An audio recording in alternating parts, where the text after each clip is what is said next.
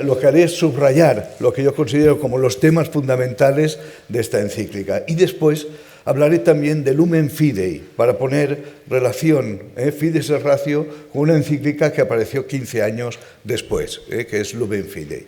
Y haré al final algunas conclusiones. El primer punto es la pasión por alcanzar la verdad.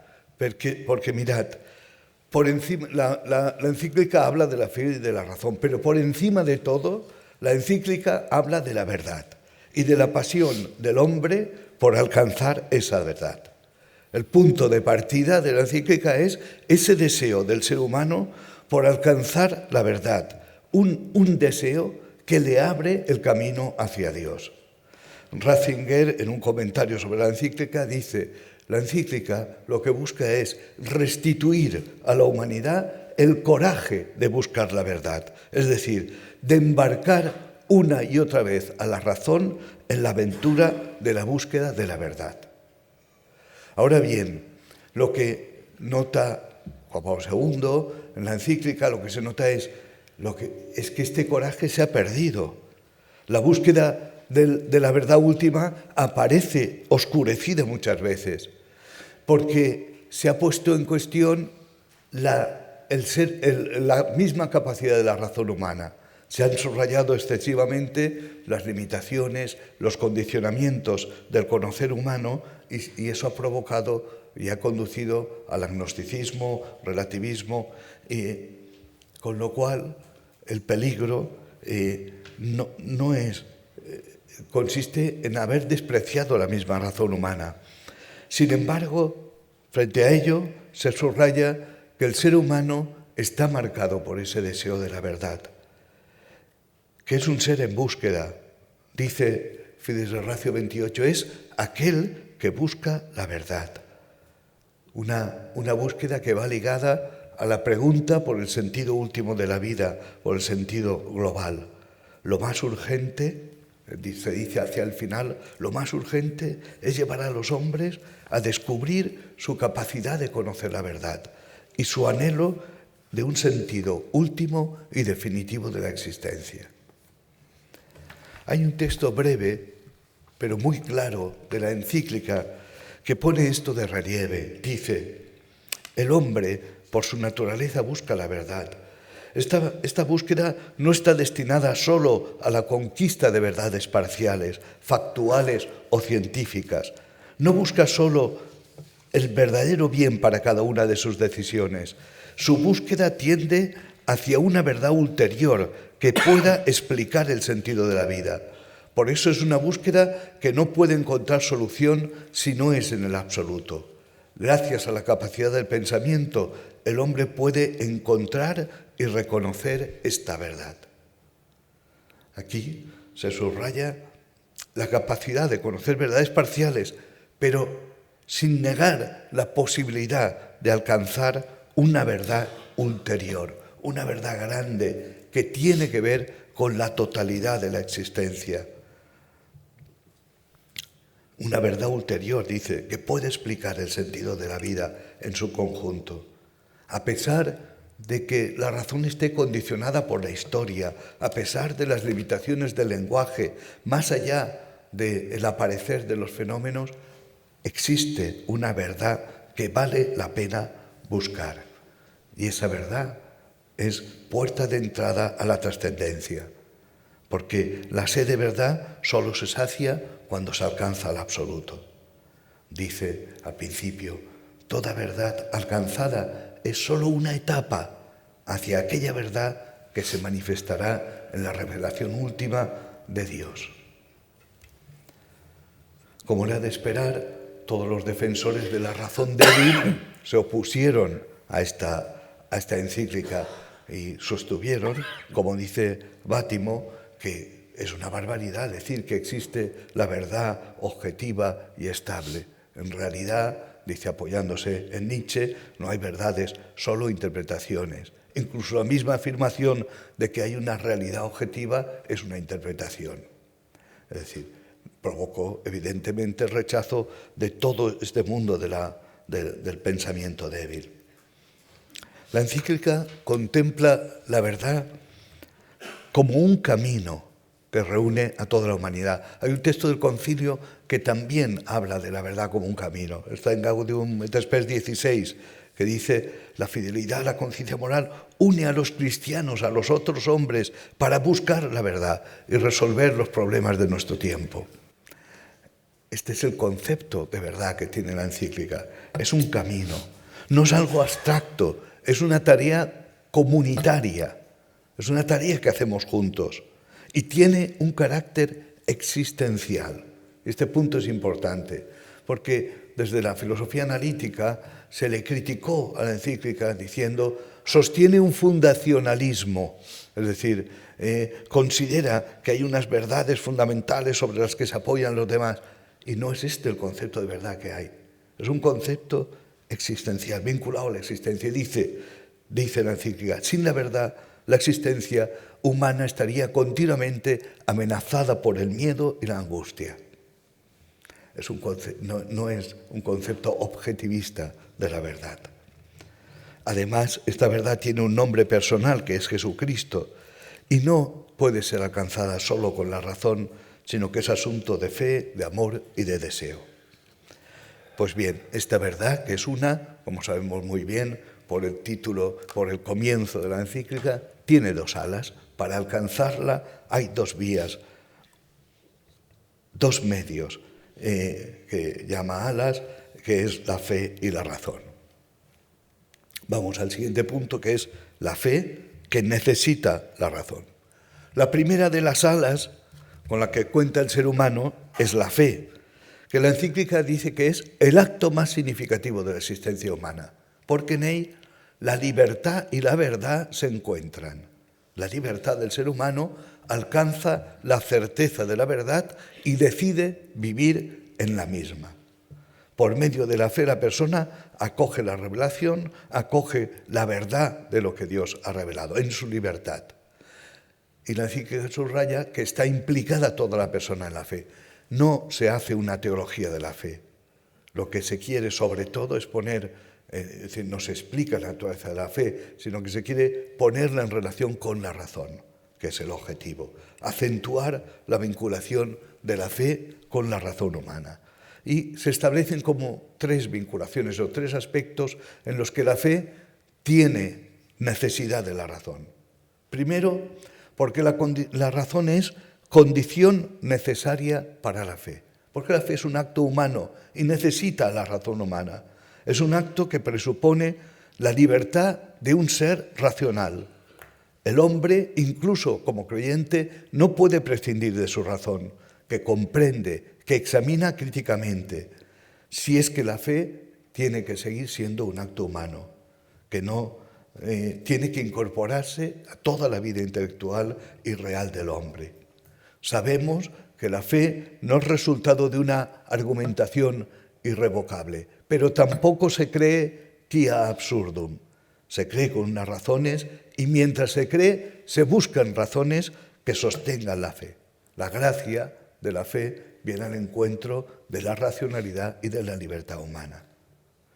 Por eso la encíclica en muchas ocasiones denuncia el riesgo de fideísmo, que amenaza con socavar la fe, con convertirla en una decisión no motivada, que deje la fe en el margen de la vida intelectual y, por tanto, de la vida humana. Y subraya que la fe es un acto personal, que tiene un aspecto místico y simbólico, que en parte es inexpresable, porque la experiencia de fe acaba siendo inexpresable, pero eso no significa que sea lo otro de la razón humana o que se oponga a la razón. Dice en un texto: la fe privada de la razón ha subrayado el sentimiento y la experiencia, corriendo el riesgo de dejar de ser una propuesta universal. Hay una segunda razón, y es que la razón es también un momento interno de la fe, porque una vez que creo, la fe busca comprender. Lo sabemos muy bien, se ha mencionado antes, el comienzo del proslogion, tomado de San Agustín: credo ut intelligam. Creo para entender. La fe reclama la razón para comprender el misterio que acepta y que acoge, que proclama y que vive. Si la revelación de Dios, en razón de su contenido y su forma de expresarse, ha de ser recibida por el hombre de una manera que se ajuste a su ser, el hombre tiene que apropiársela después de haber comprendido. Y la facultad de comprender es la razón. Por eso la razón es momento constitutivo de la fe. La revelación depende de la fe como acto de aceptación después de haberla comprendido. Y en tercer lugar, la razón ayuda a la evangelización, facilitando que la fe sea comunicable. La razón es lo que tenemos en común los seres humanos. La razón universaliza y ayuda a expresar y hacer accesible la experiencia de fe. Esta es la razón por la que, creo, Fides Ratio dice una cosa muy gorda, y es que la filosofía es una ayuda indispensable para la evangelización. La filosofía, Hoy cuando hablan de nueva evangelización nadie se acuerda de la filosofía. Pero Fides Ratio dice, es una ayuda indispensable para profundizar la inteligencia de la fe y comunicar la verdad del Evangelio a quienes no la conocen. Yo creo que quizás hay que acentuar esto en nuestro tiempo cuando vemos difundirse muchos métodos de evangelización que, en mi opinión, se apoyan en exceso en los sentimientos. Dejan aparte, en cierta manera, la razón. Por eso también dice Fides Ratio, esa frase que tenéis ahí, que la hemos oído muchas veces, ¿no? Le hemos dado mucha vuelta. Es ilusorio pensar que la fe, ante una razón débil, tenga mayor incisividad. Al contrario, cae en el peligro grave de ser reducida a mito o superstición. Del mismo modo que una razón que no tenga ante sí una fe adulta no se siente motivada a dirigir la mirada hacia la novedad y radicalidad del ser. Es necesaria una razón fuerte y una fe adulta. La fe privada de la razón se queda en el sentimiento, en la experiencia y corre el riesgo de dejar de ser una propuesta universal. La segunda ala es la razón humana, que en la encíclica se concibe de un modo amplio, como capacidad de buscar, de pedir razones, de valorar críticamente, de preguntar llegando hasta el fondo de las cosas. A esta razón se le pide que sea audaz. El panorama que se dibuja a finales del siglo XX es de un debilitamiento de la razón, de una desconfianza en la misma. La razón, la encíclica dice que este panorama no es peligroso solo para la fe, sino para el ser humano, porque sin el recurso a la razón, el ser humano queda en manos de los sentimientos y de las pasiones.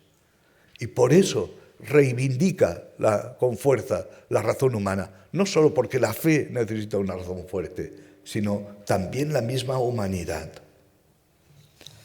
Hay dos antecedentes claros de esta encíclica. Uno sería Dei Filius, del Concilio Vaticano I, donde ya se defendió la capacidad de la razón humana por alcanzar un conocimiento de Dios, la posibilidad que tiene de alcanzar un conocimiento de la realidad y también de Dios. Resulta paradójico que sea un papa el que tenga que defender a la razón humana, pero es así, frente a la irracionalidad, frente al deterioro de la razón humana en la posmodernidad se reclama y era necesaria esta defensa. El otro antecedente, que la encíclica lo cita 3 veces, es la Aeterni Patris de León XIII, que hablaba de la necesidad de un pensamiento cristiano que acoja a la fe.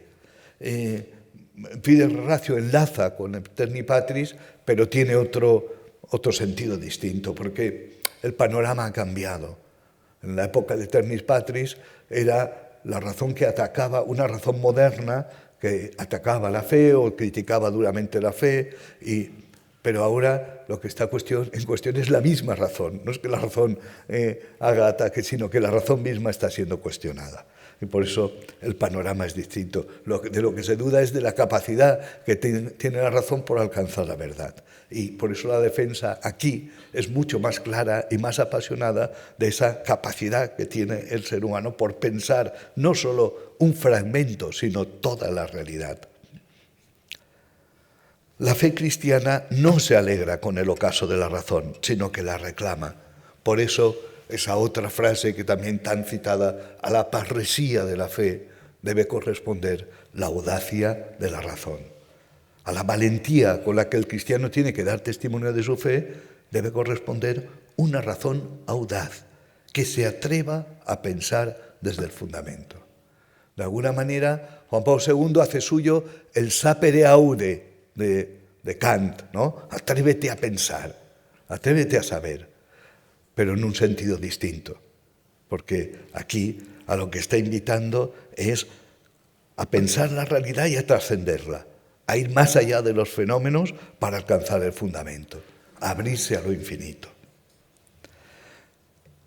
La crisis de la razón genera una crisis de la fe. Un comentarista de la encíclica escribió: si la fe no es pensada, no es nada. Diciéndolo en pocas palabras, ¿no? Con la defensa de la razón, el Papa quiere tutelar la fe, que se ha empobrecido con una razón pobre. Una razón que se cierra a la verdad vuelve problemática la fe, que consiste en reconocer la verdad de Dios como un don y dejarse llevar por ella en un acto de libertad. Una razón abierta a la trascendencia. Es decir, esta razón audaz, hay una convicción de fondo en toda la encíclica. Cuando la razón piensa la realidad de verdad y es audaz, se abre a la trascendencia, está abierta al absoluto. Lo cual requiere una reflexión metafísica, y después hablaremos de esto.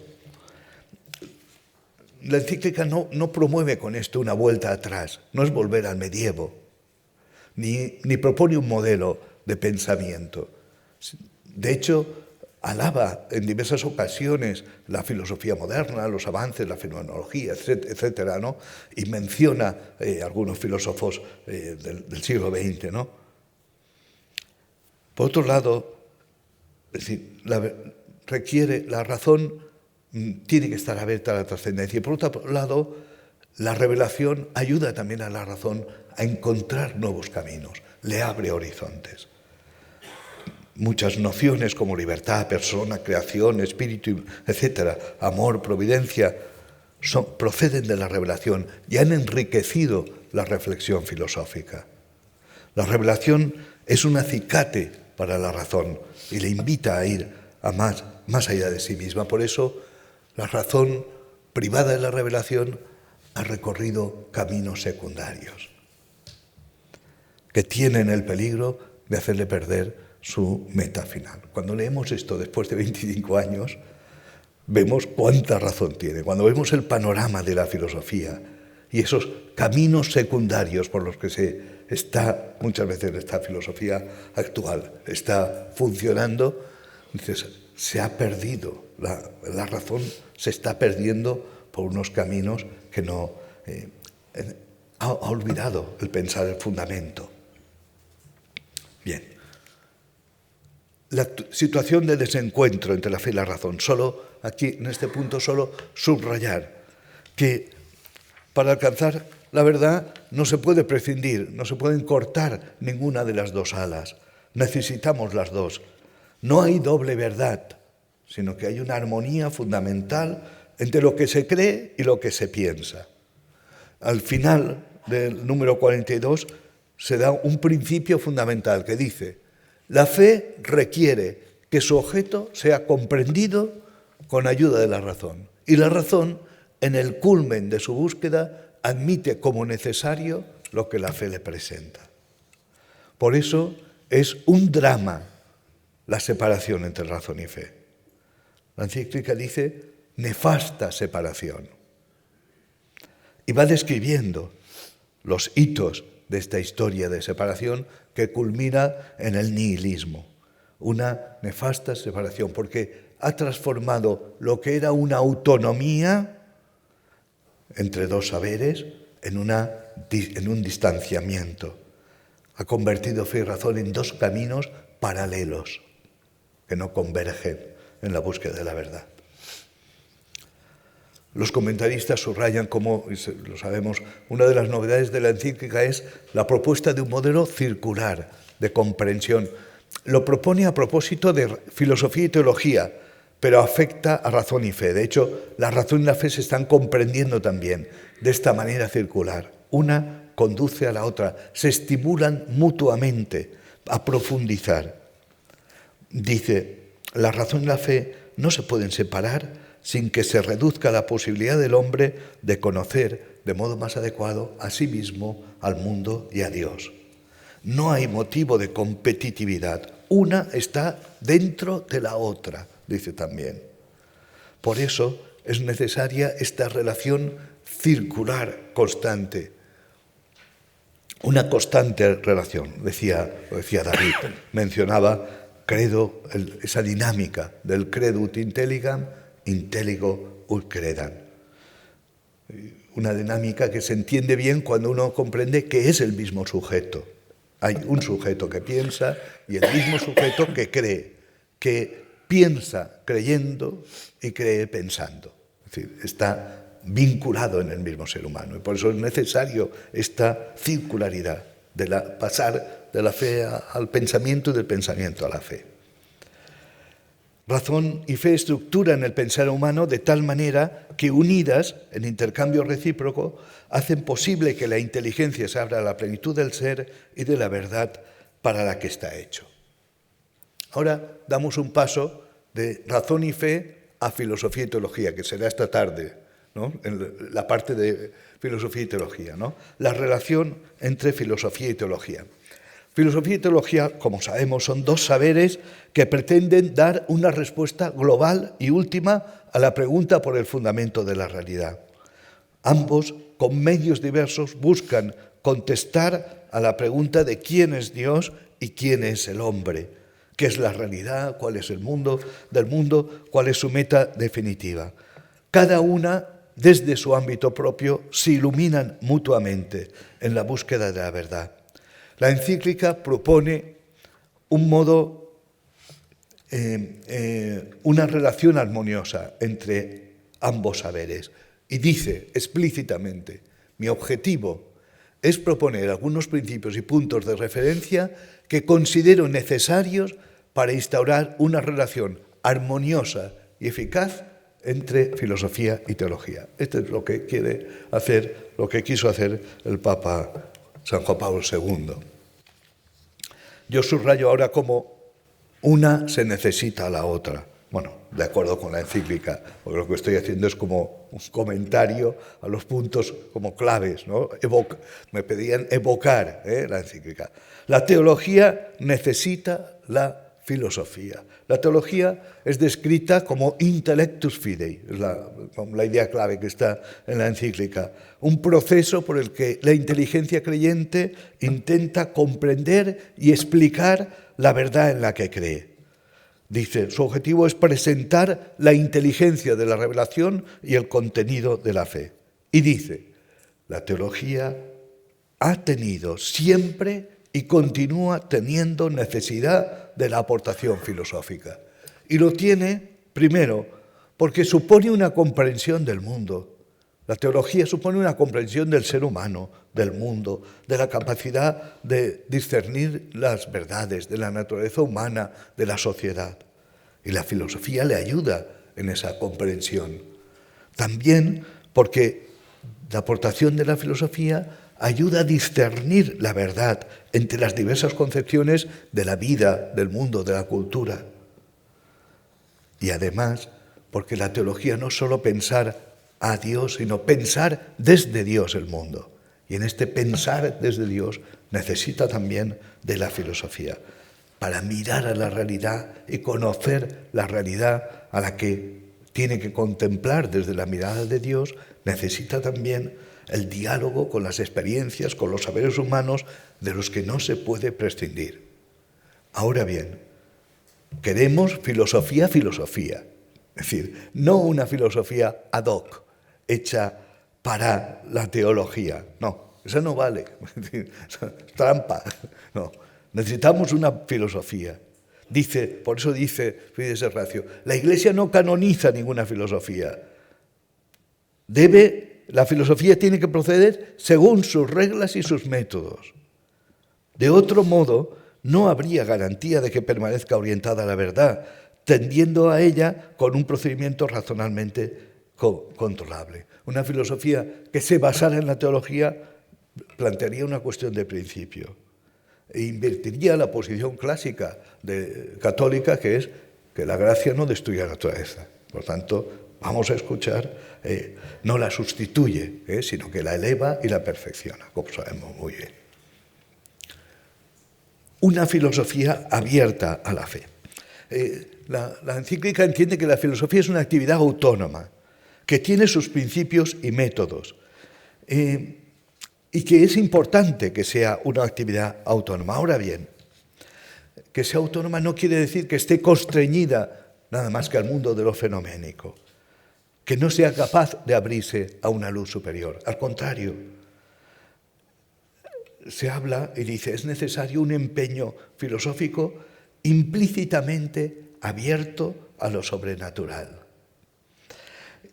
Para eso se requieren 3 cosas al menos, pide 3 cosas a la filosofía. Una, reencontrar su dimensión sapiencial, de búsqueda del sentido último y global de la vida. La encíclica lamenta el actual estado de la filosofía, que se ha precipitado en el escepticismo y el nihilismo, y desea promover la regeneración, enraizando el pensar filosófico en las grandes preguntas sobre el sentido de la vida, que son irrenunciables.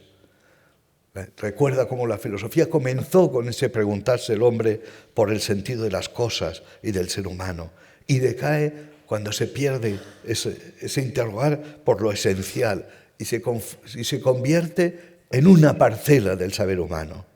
Hay que recuperar el carácter sapiencial, es decir, y eso significa dar la primacía al acto de filosofar sobre el filosofar.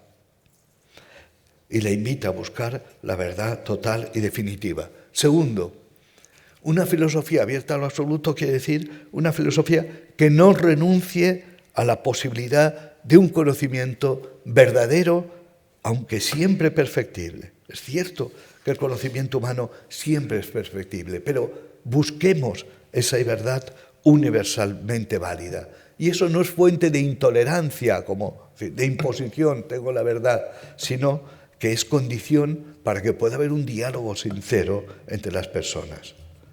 Aunque sabemos que ciertamente el conocimiento siempre es perceptible y la verdad se presenta a través de muchos canales al ser humano. Y la tercera condición es que sea una filosofía con alcance auténticamente metafísico, y dice, capaz de trascender los datos empíricos para llegar a la búsqueda de la verdad, a algo absoluto, último y fundamental. Y esta defensa de la metafísica está vinculada en la encíclica con el comentario que hace a Romanos 1:20, a la posibilidad de conocer a Dios a través de la razón. Cuando habla de eso dice, esta capacidad supone que el ser humano supera los límites meramente naturales, que puede alcanzar la causa a través de la realidad sensible. Sabemos que la idea de metafísica que está en esta encíclica es amplia, no se refiere a ninguna escuela en particular. Lo que quiere es evitar la tentación racionalista que limita todo lo empírico o a lo fáctico y invita a pasar del fenómeno al fundamento. Hay legítima diversidad de escuelas y de sistemas de pensamiento. Lo importante es no cerrarse en lo parcial y en lo fragmentario. Vervaelen comentó que este era el gran testamento que había dejado Juan Pablo II, es decir, la apertura dice, es la disposición testamentaria más importante, el promover una filosofía de talante metafísico. Bien. El modelo circular, lo hemos mencionado a propósito de razón y fe, pero donde está explícitamente dicho en la encíclica es a propósito de la filosofía y teología. Ahí dice que tiene que haber, dice, la relación entre ambas está marcada por la circularidad. Pero la clave es que filosofía y teología son saberes constitutivamente inacabados. Son saberes que siempre están haciéndose y se buscan, y por eso necesitan estar en relación uno con el otro. Filosofía y teología comparten el interés por la existencia humana y por conocer la razón última del mundo, con ópticas diferentes. La filosofía sigue un camino ascendente a partir del mundo y del hombre y pregunta por el sentido. La teología es un camino descendente, parte de la palabra de Dios, a la que busca comprender y desde ella ilumina al mundo y al hombre. Y en ese camino se cruza y se encuentra con la filosofía. Se tropieza inevitablemente con la filosofía que le ayuda a ampliar sus horizontes y a mirar de otra manera. Fisichella ya había hablado de este tema de la circularidad, tiene aquellos artículos sobre Oportet, Filosofar in Teologia, ¿no?, donde explicaba esto. Y Rahner también había hecho una reflexión sobre esta circularidad, teología, filosofía, hablaba de la doble ancilaridad. Son siervas una de la otra. Pues yo creo que la encíclica va en esta línea. No hay subordinación, y lo dice muy claro cuando habla de aquella expresión ancilla teología, ¿no?, de la filosofía. No puede ser comprendida, no es correcto entender como sierva, sino porque ambas se reclaman mutuamente. El teólogo argentino Carlos Gali dice, que escuchamos en el sínodo también, dice, hay una presencia recíproca, una perijoresis, dice, de la filosofía en la teología. Bueno, una manera de expresarlo. La teología, como fides quoris intellectum, desea comprender mejor el contenido de la revelación. Para ello se sirve de la razón humana y de la filosofía que sitúa en un nuevo contexto. Y la filosofía, por su parte, en el contacto con la palabra de Dios, descubre nuevos horizontes para realizar su propia reflexión. Para evitar la fatiga del pensar circular hay una tentación y es aut fides aut ratio, o uno u otro. Y así se titulaba un artículo que escribió furibundo Paolo Flores de Arcáis, viejo enemigo nuestro, es decir, un ateo muy potente, muy agresivo. Cuando sacó la encíclica, enseguida escribió, reaccionó. Aut fides aut ratio. El Papa quiere imponernos su verdad. El Papa considera aberrante la autonomía de la razón y quiere imponernos una verdad. Y así, después en el diálogo que tuvo él con Ratzinger, le volví a repetir una y otra vez. Juan Pablo II fue un Papa que quiso imponernos su verdad. Solo, es decir, ese pensar circular se puede romper cuando solo me quedo en un punto.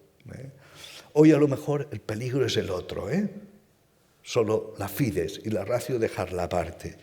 Es decir, acentuar la fe como sentimiento, como experiencia y evitar, porque claro, es complicada la razón humana, la cultura, los problemas que tenemos, evitar pensar la fe que es tan importante. Bueno, ahora vámonos 15 años después a la encíclica Lumen Fidei, que todos sabemos fue un escrito excepcional, que ha pasado un poquito, ha pasado rápidamente, porque la había escrito Benedicto. Francisco dice, yo la he asumido añadiendo pequeñas aportaciones, pero básicamente era de Benedicto, pero ya estaba dimitido. Y entonces no sé, creo que es una encíclica a la que no se ha sacado el jugo que tiene. Bueno, esto es al ser esta primera, y después Francisco escribió enseguida Evangelii Gaudium, que es su gran encíclica, su gran exhortación, ¿no? Donde programática, y entonces pasó un poquito a la sombra. Pero creo que es importante. Voy a subrayar algunas cosas de las que dice fe, razón y amor, porque creo que la peculiaridad de Lumen Fidei es que añade un tercer elemento. Es decir, ya no es solo la relación fe y razón, está el amor como clave para establecer esta relación. Y creo que este punto es importante, invita también a la reflexión. Primer punto es la razón y la fe, dos luces para alumbrar el camino. Lumen Fidei también comienza hablando de la búsqueda de la verdad. Buscamos, dice, una verdad más grande que nosotros mismos. Frente a los relativismos, a la reducción de la verdad a lo tecnológico, buscamos la verdad completa, la verdad grande. Esto es un tema fundamental. Para alcanzar esa verdad, el ser humano dispone de la razón humana. Pero esta encíclica lo que subraya es las deficiencias de la razón, porque frente a la ilustración, a la mentalidad ilustrada que ha concebido que la única luz es la de la razón y que la fe es oscuridad, la encíclica Lumen Fidei viene a decir, no, la fe, primero, la razón no es una luz tan potente, porque, dice, al final no logra iluminar toda la realidad humana y al final deja al hombre con el miedo a lo desconocido. Y por otra parte, la fe es luz, por eso es Lumen Fidei, ¿no? La fe es una gran luz. Solo con su razón el ser humano queda desnortado, sin saber a dónde dirigirse. La razón, el hombre puede alcanzar grandes cosas con la investigación científica, con la tecnología, pero cuando la razón queda reducida a lo empírico y la certeza de las ciencias matemáticas, entonces el ser humano queda reducido porque sus interrogantes fundamentales no encuentran una respuesta. Otro punto de conexión, esta búsqueda de los interrogantes. Cuando la verdad se reduce a lo que se puede construir y medir con la ciencia experimental, se hace más cómoda la vida, pero el hombre queda sin respuesta sobre su futuro. Por eso invita a la razón a abrirse a toda la realidad, a ser una razón potente, que no se conforme, dice, con las pequeñas luces que alumbran el instante fugaz, sino que busque la verdad grande. Hay una expresión que es magna veritas. Aparece 2 veces en la encíclica. Busca la verdad grande, no las pequeñas luces, no te conformes con eso. Busca lo que explica la vida en su conjunto. La otra luz es la fe, que es capaz de iluminar la existencia del hombre, que no es una luz estática, sino creativa, que se ve en la medida que se avanza. Lo dice muy bonito cuando habla de Abraham, que camina y va viendo conforme va avanzando. Y esto es la luz de la fe. Su característica principal es que es una luz que procede del amor, y aquí está la clave. Nace de un encuentro con el amor, con un Dios que nos llama y nos revela su amor, un amor que nos precede y en el que nos podemos apoyar para estar seguros en la vida. La iniciativa es de Dios, que nos transforma. El amor nos transforma desde dentro y nos da nuevos ojos. Podemos ver todo con los ojos de Jesús. Dice, el amor trae una luz. La comprensión de la fe es la que nace cuando recibimos el gran amor que nos transforma interiormente y nos da nuevos ojos para ver la realidad. Por eso, dice, la fe conoce por estar vinculada al amor. Porque está vinculada a un amor y procede del amor, puede conocer. Es el amor de Dios el que nos transforma y nos da nuevos ojos para mirar. Desde esta perspectiva se contempla el diálogo entre la fe y la razón, que también se señala ha de ser circular. también está la expresión, el movimiento circular que tiene que haber entre fe y razón. En la encíclica, a este propósito, habla primero de ensanchar los horizontes de la razón. La luz de la fe es lumen amoris, que es capaz de iluminar las preguntas y los interrogantes del ser humano de nuestro tiempo. Ahora bien, por proceder del amor, no se impone de una manera intransigente. Y esta es clave, es decir, en ese diálogo con de la fe y la razón, la fe no se impone porque procede del amor. No es totalitaria, sino que fecunda en un diálogo abierto y sin prejuicios. La verdad de la fe no convierte en arrogante al creyente, porque la luz de la fe procede del amor y debe respetar al otro. Esta fe, que es verdad del amor, ayuda a la razón humana en la búsqueda de la verdad respetándola. Ayuda respetando a la razón y ayuda a evitar los peligros de la razón autónoma. Él habla de 3 peligros que son el cientificismo, el relativismo en la verdad y el relativismo moral, ¿no? La fe refuerza a la razón, la ensancha. Esta expresión, ensanchar, estaba en aquel famoso discurso de Ratisbona de Benedicto XVI. Ampliar, para captar, allí decía, el gran logos. La razón tiene que abrirse, ampliar el horizonte. Y de esta manera, la fe es la verdadera ilustración, que es otra tesis también de Benedicto XVI. La verdadera ilustración es la fe.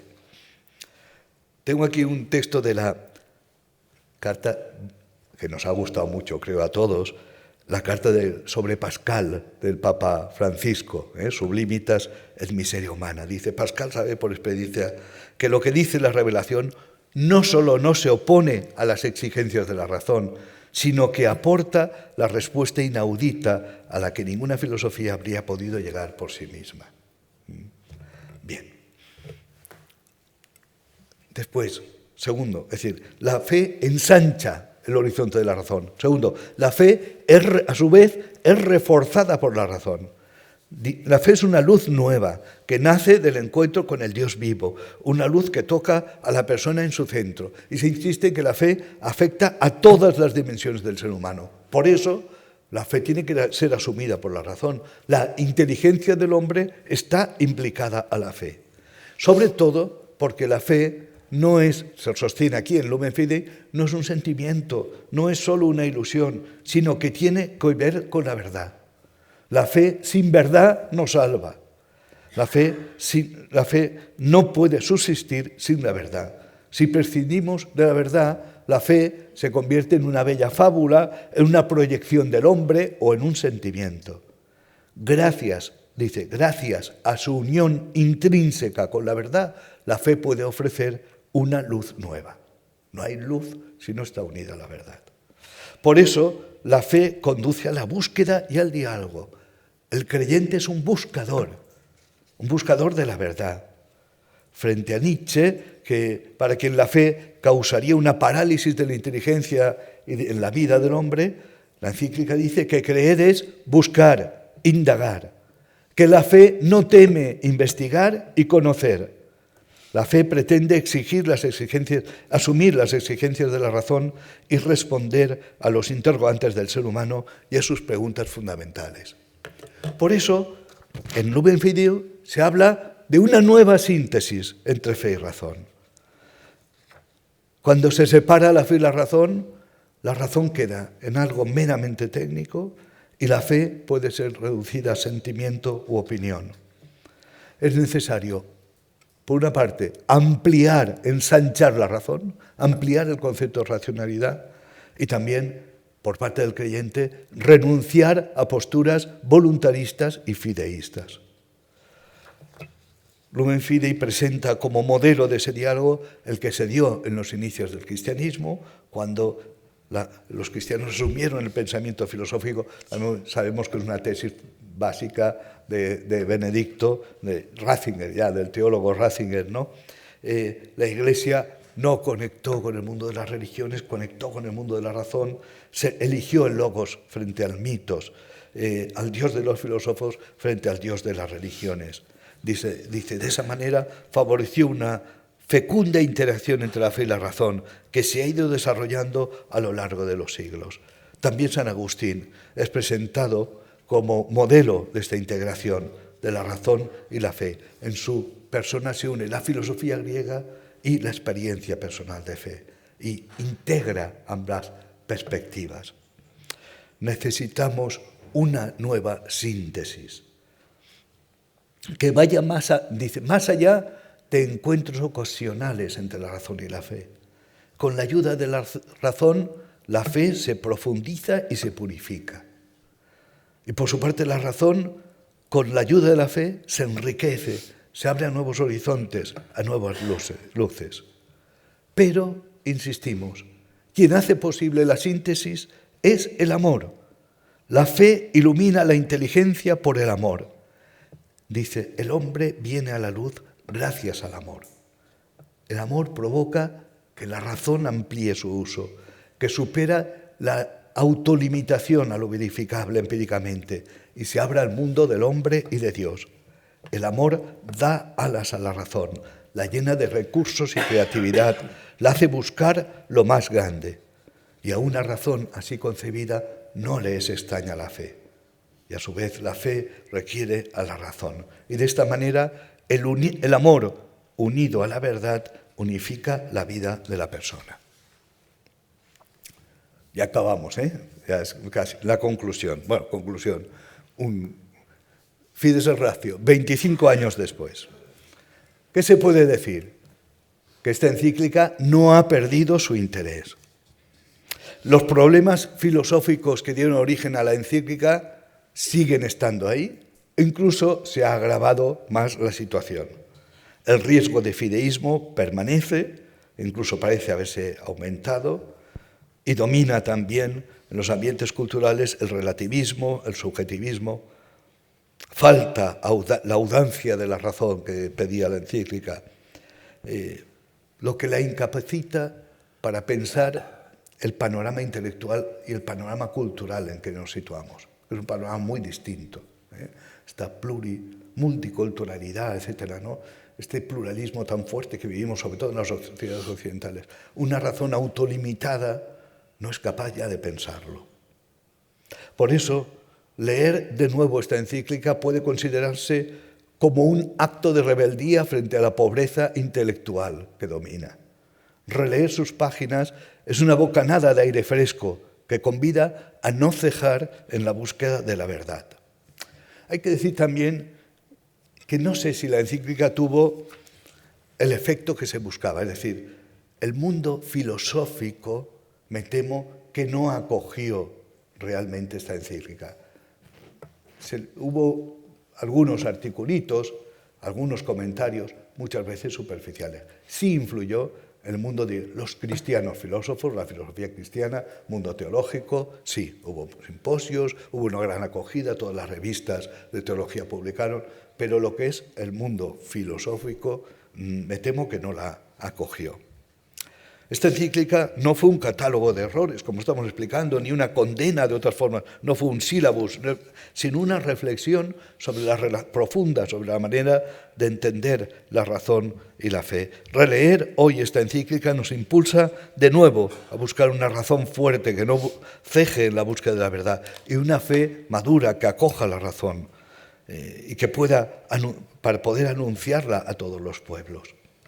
Quizá sería interesante, como he estado sugiriendo, releer o leer la Fides et Ratio a la luz de lo que se dice sobre la fe y la razón en Lumen Fidei, donde se establece esta relación con el amor, así como también en relación con el magisterio del Papa Francisco, Veritatis Gaudium, ahora últimamente la Teología en Promovenda, donde habla de esta teología en salida, que sea capaz de dialogar con todos los saberes humanos desde la luz y vida que ofrece la sabiduría que brota de la revelación de Dios.